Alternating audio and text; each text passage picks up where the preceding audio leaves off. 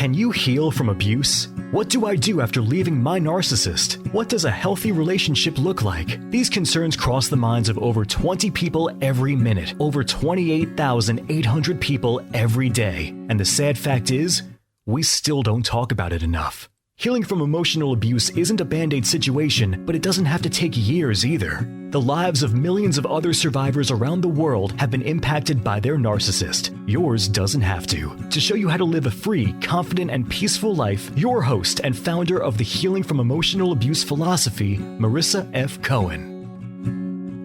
Welcome back to Breaking Through Our Silence. Today, I'm thrilled to be talking to Todd Boczkowski.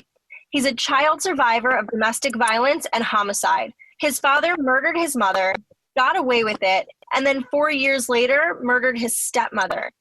He would be convicted of killing both of them. He was on death row until his death sentence was converted to another life sentence. In 2018, he was paroled for his mother's murder, but is still serving another life sentence.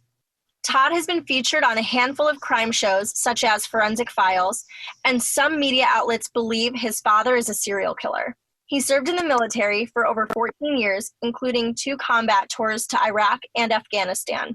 Since the military, he's been a best-selling author, speaker, and entrepreneur.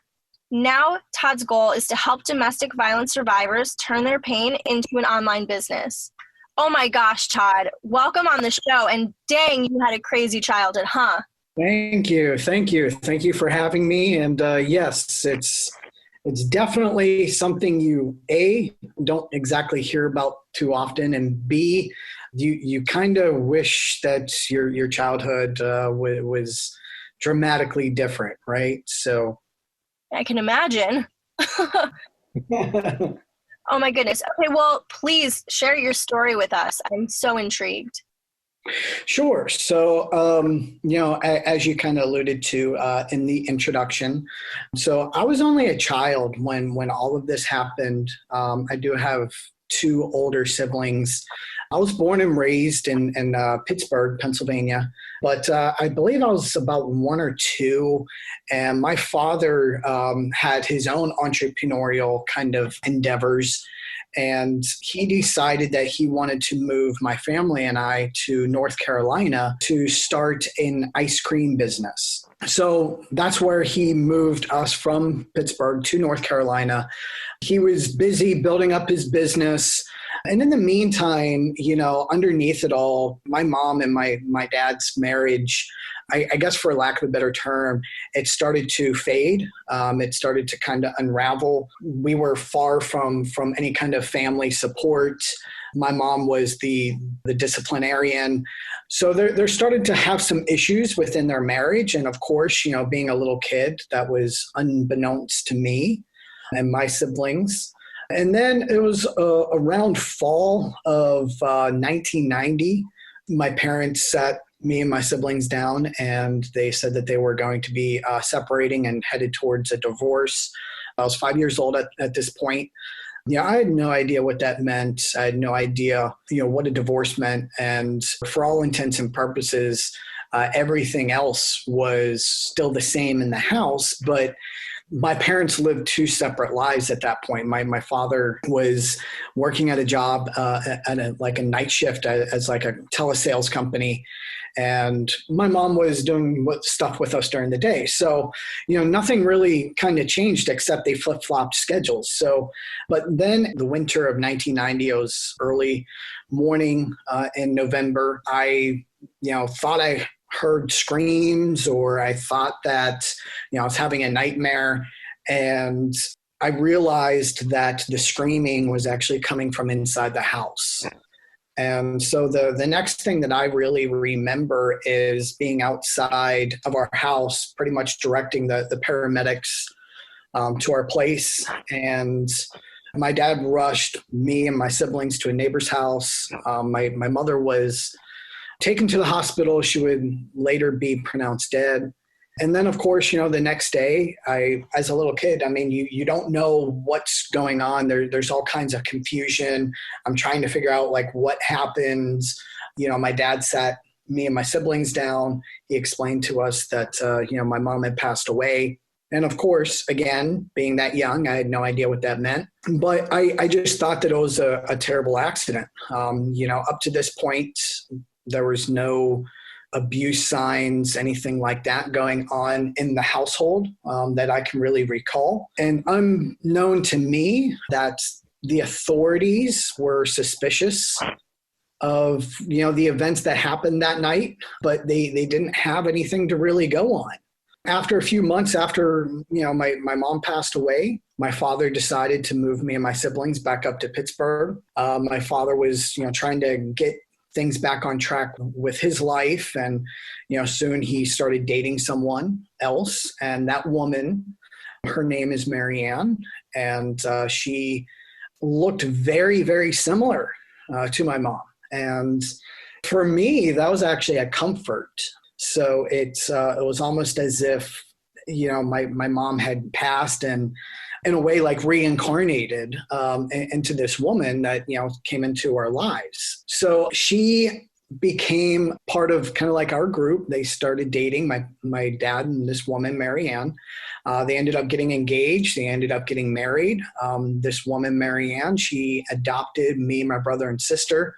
From the outside looking in, you would not have believed that she was a step parent. I think that step parents can sometimes have kind of like a negative connotation to it.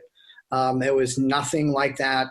We took her in just as well and just as fast as she took us in. And then again, things were kind of back to normal. We were living in a nice new house in a newer development in the suburbs of Pittsburgh. I was missing something, and then I was getting that back. Another November night, this was now in 1994, something happened, and I didn't really realize it until the next day. The next day, I went to school, and me and my sister, we were in elementary school. We left later than my brother. And every morning we would kiss our mom goodbye. And she always wanted to make sure that we were dressed appropriately for school. And of course, being a kid, you try to pick out your own clothes.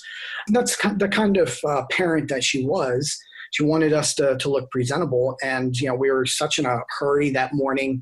We forgot to give her a kiss goodbye. And later on that day, a relative picked us up from school. And it was a little odd, a little peculiar.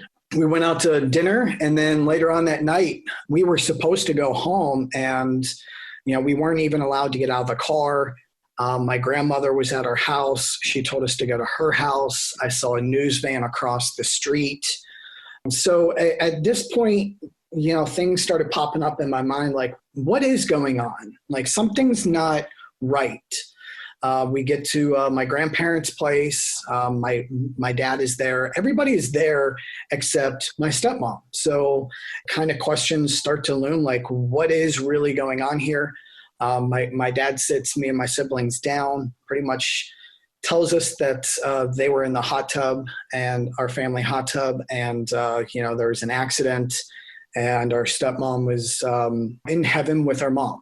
Now I'm older. I'm 4 years older now, so I'm 9. And I just couldn't believe it. It's really just indescribable as to what I was feeling. I didn't know what to say. I didn't know how to react. Later on that night, I would see my father up on the news. I started wondering and thinking, like, why? I'm 9 years old. I don't understand what's going on around me, but my family's story is on the news. And then on my 10th birthday, which was a week later, my father was arrested for murdering my stepmother. I didn't know what that meant either. I didn't know what charged and arrested.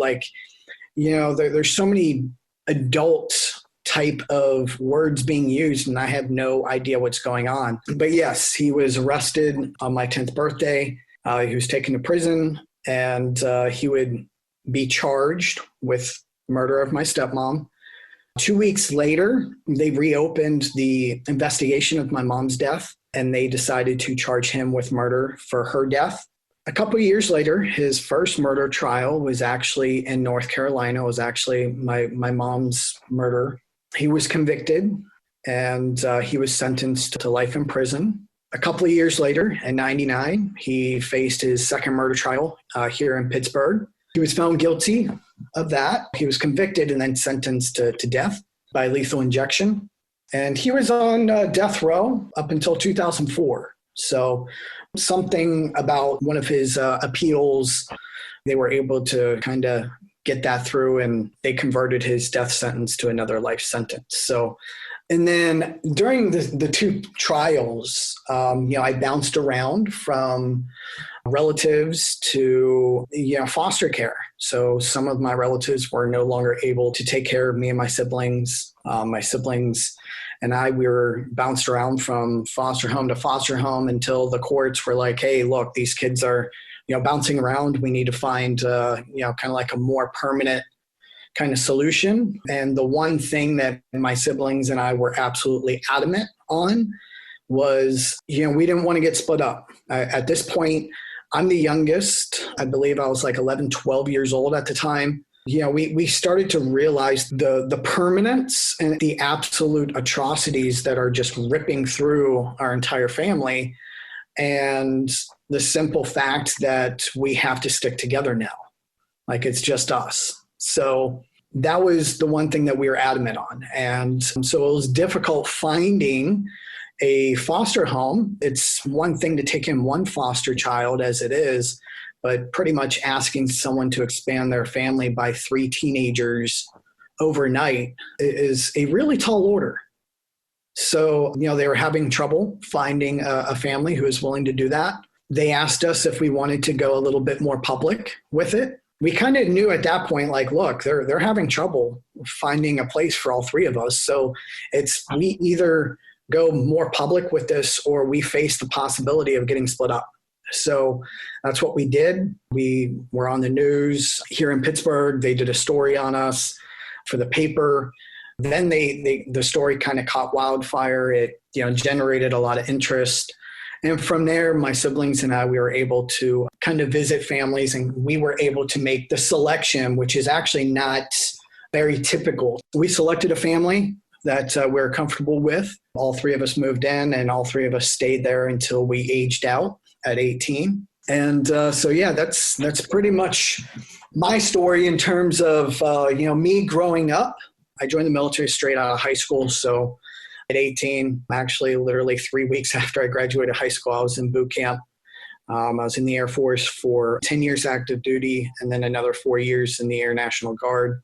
Wow, that's an incredibly traumatic childhood. I'm so sorry that you went through all of that, but how are you doing as an adult? I take one day at a time.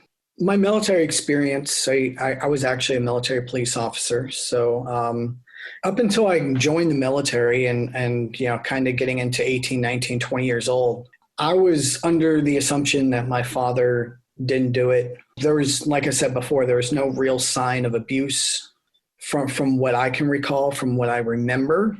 And joining the military, it really kind of gave me some kind of direction. Being in the military was the first time that I was able to be completely on my own, away from any kind of outside influences. I went through a law enforcement type of training, like that was, my job. And I really started thinking more like a cop. And the more and more I thought about my story and what had happened, like there was just some things that it didn't make sense to me. At one point, and how I kind of like to describe it is, my heart was really being pulled in 2 different directions. On one end, I thought my father could never do this because, let's face it, who in their right mind wants to ever believe that their own parent, that their own father is capable of doing something like that? That was on one end. And then the other end was, it doesn't make sense. My first few years in the military, it was a struggle. And I even went to visit my father a few times, and I kind of started to see a different side of him. I witnessed his manipulation firsthand. He's highly, highly manipulative. He's also very intelligent. He's someone that read books on how to manipulate and control people. Just a lot of incidents that kind of makes you scratch your head, literally. I have in my possession a book that he used to own. It was something about criminology. One of the chapters that are actually bookmarked, it talked about how if you slip someone a drug and mix it with alcohol, it can basically make it undetectable. Especially for my stepmother's death, he was really kind of heavy on the point that, she was an alcoholic, that she drank a lot. She had a high blood content during her death. So just a lot of things that, really make you question who this person really is. And after I started to see and started to witness some of these odd behaviors, did I really start to really truly believe that he did it? And that played an effect, as I started to grow up and mature over time as well. My military experience. So, I've been deployed to both Iraq and Afghanistan. I've been exposed to other types of traumas. And the thing that they say about trauma is the more that you're exposed to, the more susceptible you are to develop anxiety and PTSD kinds of thing. And that's pretty much what has happened with me. I started to notice things. I guess in a way you could say that some of my military trauma that I've been exposed to kind of opened up Pandora's box, if you will, in terms of, trauma and healing. I not only am trying to heal from those things, but, from being as a child. I could honestly say that as a 9-year-old, as a 10-year-old, I had PTSD. I had symptoms of it. My family wasn't really aware of it. I wasn't aware of it, but I definitely showed some classic PTSD type behaviors. And, growing up and kind of learning some things, I realized that whenever I was 5 years old, I was actually physically present in the bathroom where my mother was killed. And the person that actually confirmed that to me was from the horse's mouth. My father actually told me that I was physically present. But to this day, I have absolutely no recollection. It's almost as if like I completely blocked it out, whether if it's because of trauma or because I was so young, I don't know. But in a way, I could say that probably did help me. It's difficult to have some of those things, I guess, in a way, kind of like mess with your mind if you can't really remember it. Even today, I am still healing from the fallout of everything. They say that, going through something like this, it's not something that you get over. It's a lifetime of healing, and it's so true. So I'm at a point in my life where I've actually have outlived my mother. And next year I will outlive my stepmother. I think I'm in a place now where, not only have I had life experiences, the same kinds of life experiences or the maturity level that my parents were at that age. I feel like I can speak on that. I can understand it. And not only that, but I think that my story, because of how it has kind of unfolded over the years, I feel like I really want to use it for something and something good. For many years, I feel like I've kind of ran away from my story. I've been on a handful of crime shows and whatnot, and how that kind of came about was not really my doing. I was still a kid whenever my story was kind of thrusted into the media spotlight. And it kind of snowballed from there. Here we are 20, 30 years later, it still gets brought up. I still get approached to do, documentaries and shows. And I'm at a place in my life where I feel like by sharing my story, it will have an impact for others. And especially because it's been in the spotlight. I feel like I'm finally ready to actually step into that role. I feel like I'm ready to kind of step into that spotlight and fully accept, and I have fully accepted my story for what it is. I own my story and everything that comes with it. That's incredible. I mean, what you've overcome is insane and amazing. I want to touch on a couple points that you made just to kind of drive them home, because I think you brought up a couple really awesome things. The first thing that you said was when you are traumatized as a child, whether it be domestic violence or sexual assault or something else, you really are almost opened up as like a target for re-victimization. So that is a really good point that you brought up, and I'm happy that you did, because a lot of people don't understand, why does this keep happening to me? I wish I could explain it better, but we just have like this air about us, and abusers will like smell it on us, right? And so we end up getting re-victimized over and over again until we start healing. And then you said that your trauma response was to block out those moments of when you were in the bathroom with your father and mother and things were happening. And that's so common because our brain goes into survival mode. So if we have to just forget or dissociate from our reality to keep us safe, that's what our brain does. And that's a totally, totally normal response. And sometimes bringing up those memories isn't always a good thing. So I always try and urge people not to try and dig up that stuff. It's almost not worth knowing because it's, again, like going to re-traumatize you. Exactly. And actually, I have had people ask me, this isn't something I'm very vocal about. I'm starting to a little bit. Maybe it's because, I have accepted and started to accept, everything about my story. But there are some red flags in terms of sexual abuse, possible sexual abuse. I don't recall anything. I don't have any proof. I don't have any evidence. I don't remember. But there are some red flags. There are some suspicious types of behaviors that were going on at that point in time. So that's all that I can say is that I have my suspicions and I just leave it at that. And when I sit back and think about it, if someone is capable of taking someone's life, they're capable of anything. So the probability of that happening is very high. And I've had people ask me, well, would you want to go under hypnosis or use hypnosis therapy or something like that? And I'm just like, no. You're messing with something. We can sit here and debate whether or not if hypnosis is acceptable or not as a therapy treatment. But you're absolutely right. Re-victimization. If you don't remember, there's a reason why. I think that if you actively go and search for it, and if you want to find out, you're kind of in a way playing with fire because you don't know how you're going to react. So you brought up a great point, and that's something that I do believe in. If I know from how I am today that if as a child, if I was able to recall some of those things, I'm not so sure that I would even be here. And that's how powerful some of those recollections can have on someone's psyche. It could drive you over the edge.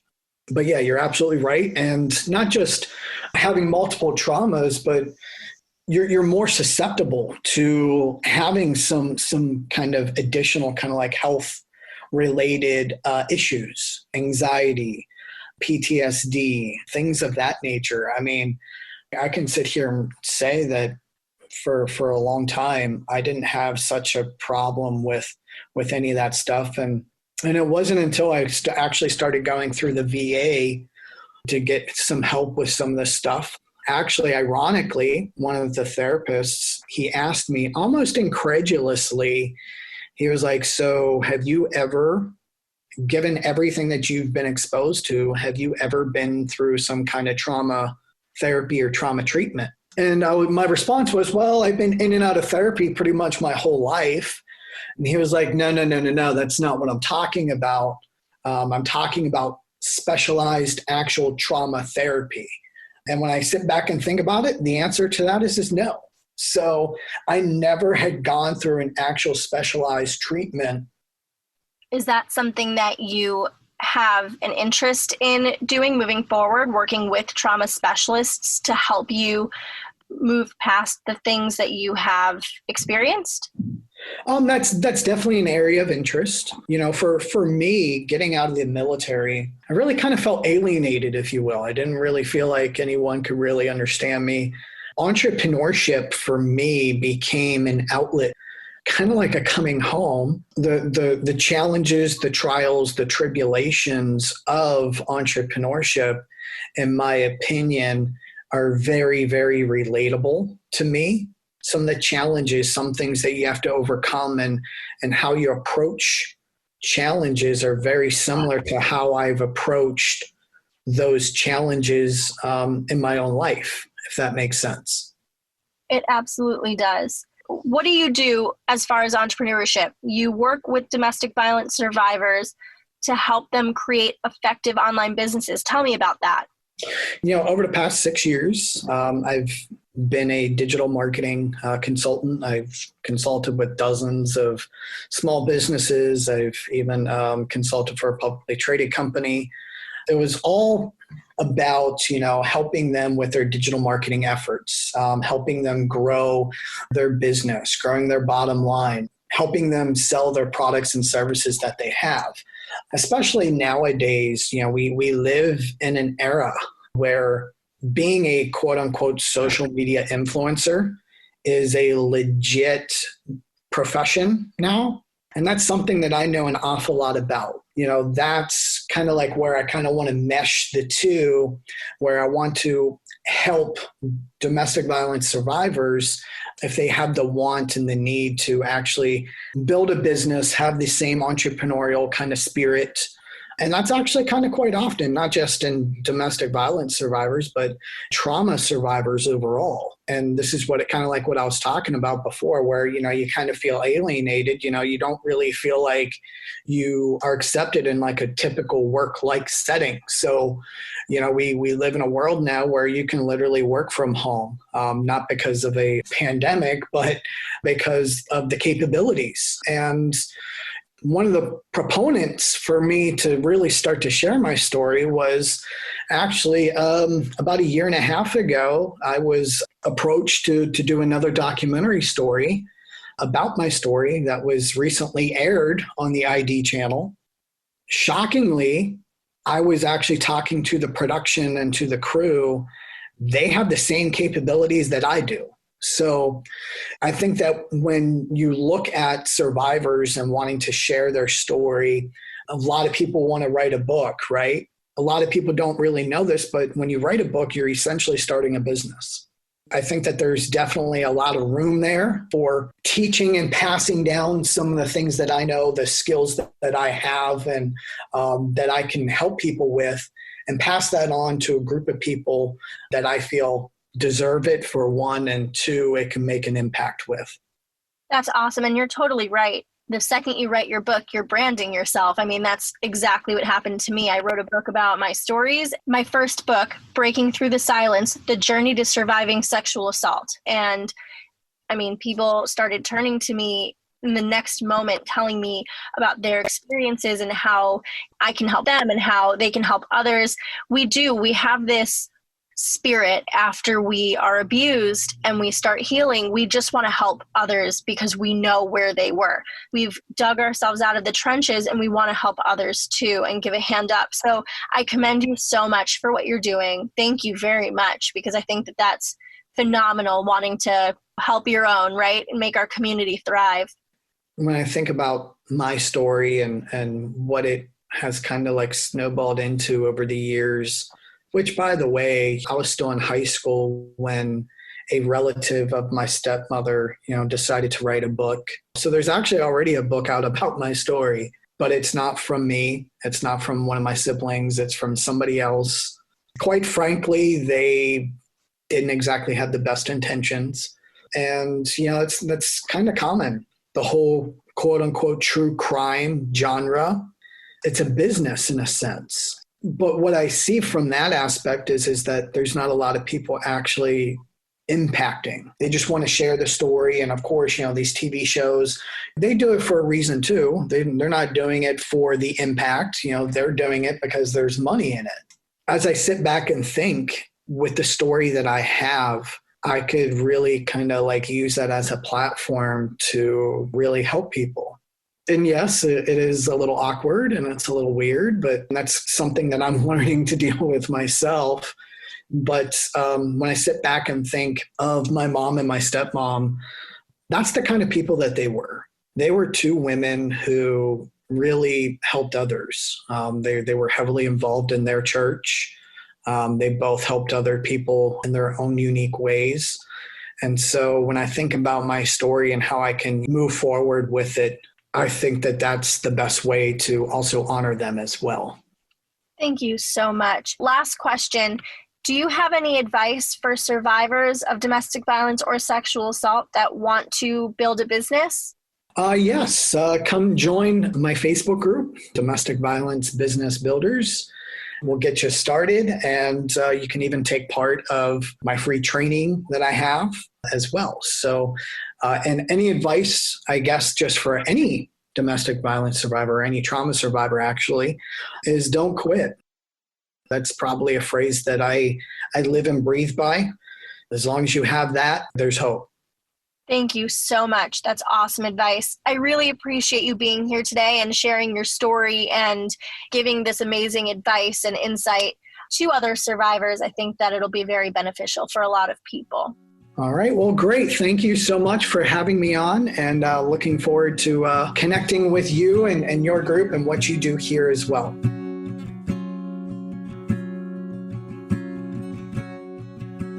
If you enjoyed this podcast, you have to check out www.marissafaycohen.com/private-coaching. That's www.marissafaycohen.com/private-coaching. Marissa would love to develop a made-for-you healing plan to heal from emotional abuse. She does all the work and you just show up. Stop feeling stuck, alone, and hurt, and live a free, confident, and peaceful life. Don't forget to subscribe to the Healing from Emotional Abuse podcast and follow us on Facebook at www.facebook.com/Marissa F. Cohen and Instagram at marissa.fay.cohen. We'd love to see you there.